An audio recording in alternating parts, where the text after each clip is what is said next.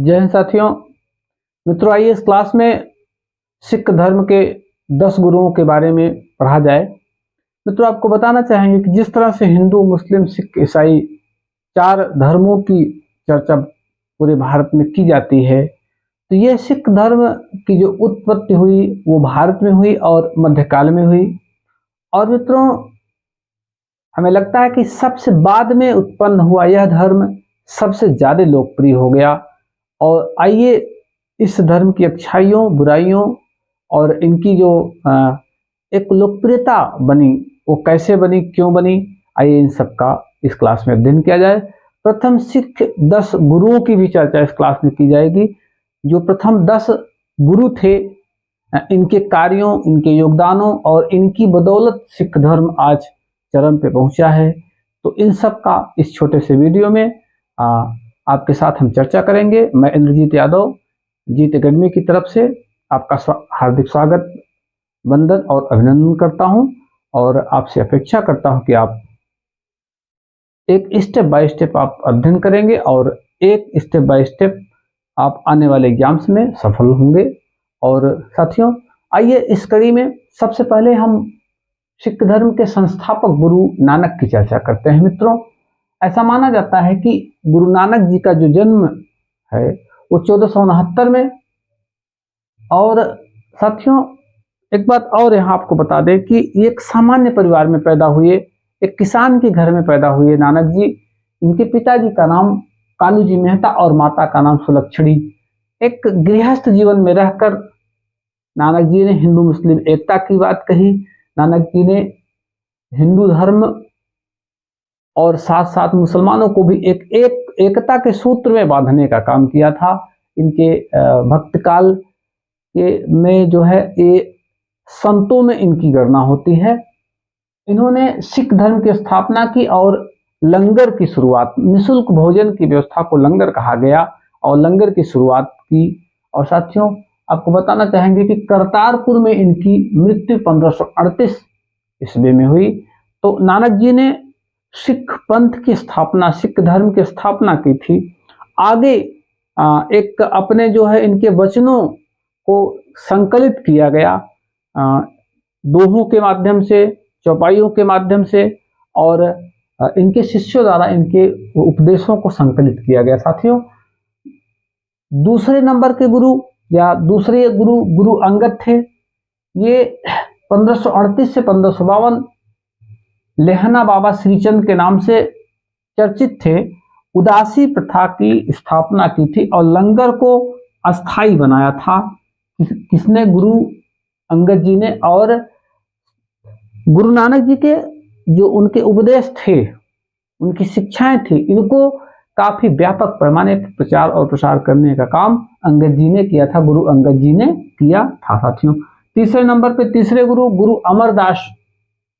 गुरु अमरदास ने सिख धर्म को संगठित करने का काम किया और संगठित रूप प्रदान करने का 22 गद्दियों की स्थापना की। लवन पद्धति, विवाह की एक लवन पद्धति की भी स्थापना की।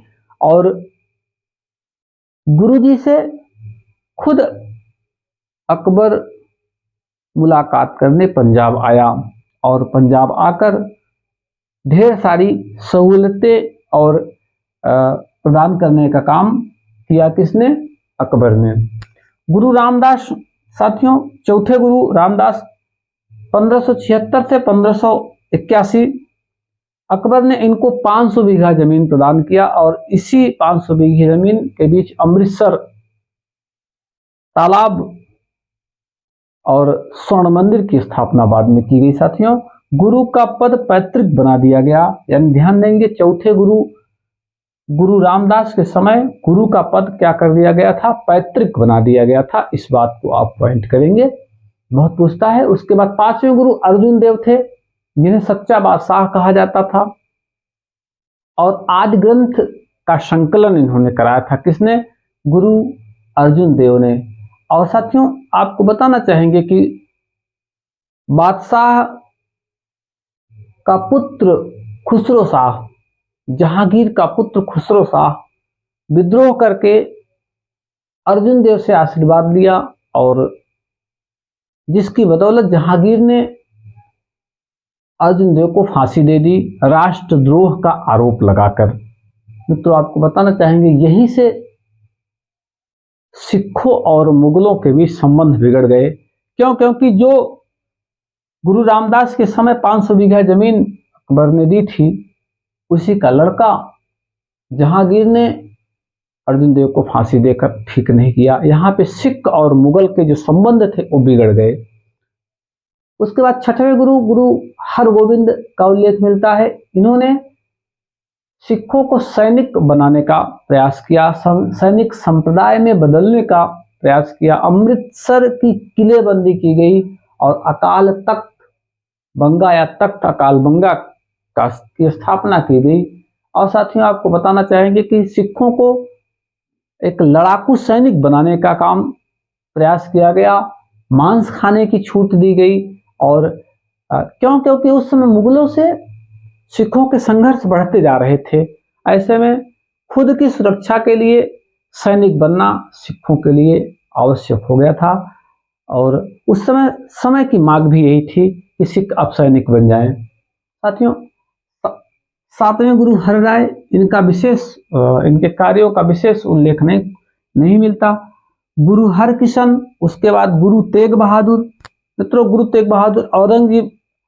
तेग बहादुर की औरंगजेब ने हत्या कर दी थी, क्योंकि औरंगजेब चाह रहा था कि गुरु तेग बहादुर इस्लाम स्वीकार करें और तेग बहादुर जी ने इस्लाम स्वीकार करने से मना कर दिया था, जिसकी बदौलत औरंगजेब ने गुरु तेग बहादुर की हत्या करवा दी थी।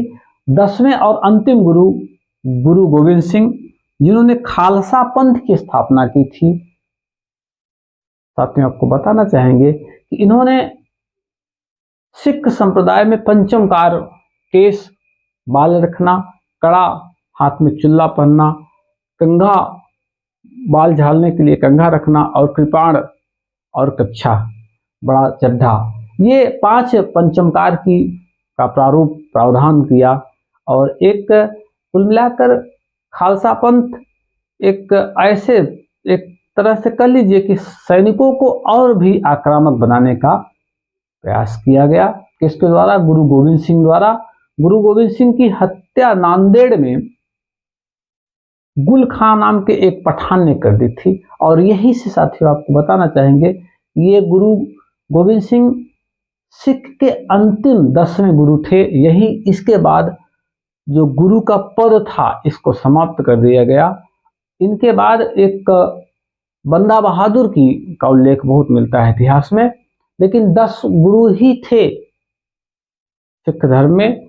और इन जो 10 गुरु थे, इन लोगों ने भरसक प्रयास किया था सिख धर्म को सींचने का, संवारने का, सिख धर्म को चरम सीमा तक ले जाने का काम किया था। साथियों, बताना चाहेंगे, पहले गुरु गोविंद, गुरु नानक जी, दूसरे गुरु अंगद जी, तीसरे गुरु अमरदास जी, चौथे गुरु रामदास जी, 5वें गुरु अर्जुन देव जी, 6वें गुरु हरगोविंद जी, 7वें गुरु हरिराय जी, 8वें गुरु हरकिशन जी, 9वें गुरु तेग बहादुर और 10वें गुरु गोविंद सिंह।